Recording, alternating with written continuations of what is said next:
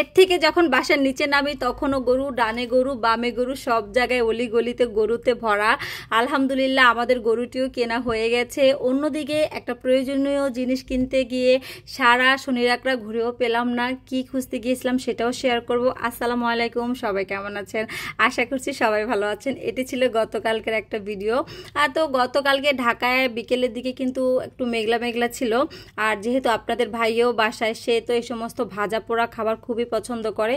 তো আমি তো দুপুরবেলা ভাত খেয়ে একটা ধামসে ঘুম দিছি, ঘুম থেকে উঠে তার জন্য একটু পেঁয়াজও ভেজে নিলাম। এরপর হচ্ছে তার সাথে মানে খুবই বলতেছিলাম যে আমার এই জিনিসটা লাগবে, চলো তোমার সাথে যাই, তুমি কিনবা এটা ভারী।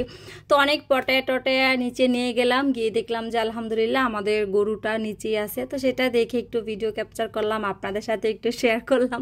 যদিও এটা আপনাদের ভাইয়ার খুবই অপছন্দ, সেই সমস্ত জিনিস দেখানো বা বলা একদমই অপছন্দ করে, তাও টুকি মারি একটু দেখালাম।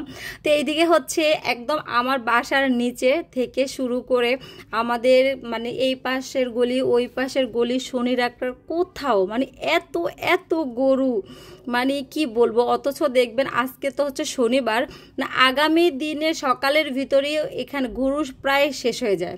তো আলহামদুলিল্লাহ মানে ভালো লাগে যারা গরু বিক্রেতা আছে, এত ক্রেতা পায়। আর এত এত মানুষ ঢাকা থেকে গ্রামে চলে যায়, কারা যে এই গরুগুলো কিনে আল্লাহই জানে।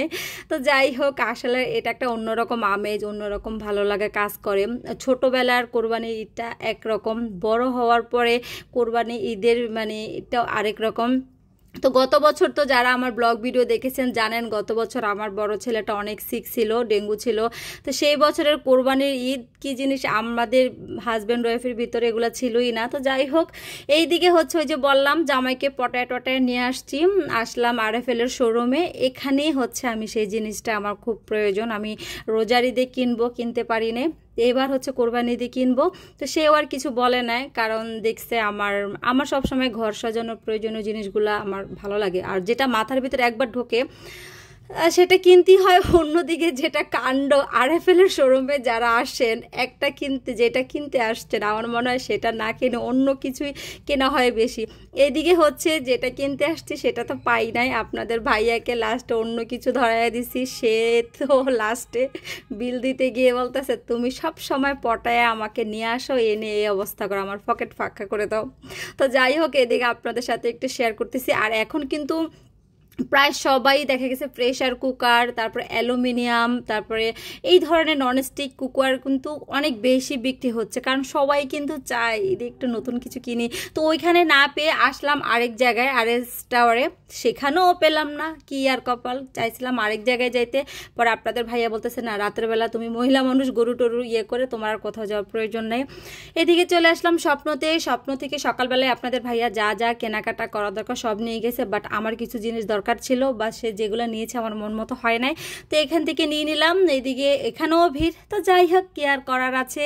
সকালবেলা ঘুম থেকে উঠেই তাকে তো লিস্ট ধরাই দিয়েছে, সে বলতেছে যে আমি মাছ বাজারে যাব না বাবা, উল্টাপাল্টা হবে, তুমি লাস্টে আমার সাথে পটর পটর করবা, তুমি চলো। তো আমি গেলে তো বরাবরই মাছ বেশি আইটেম আনি, টিকটুক করে আনি।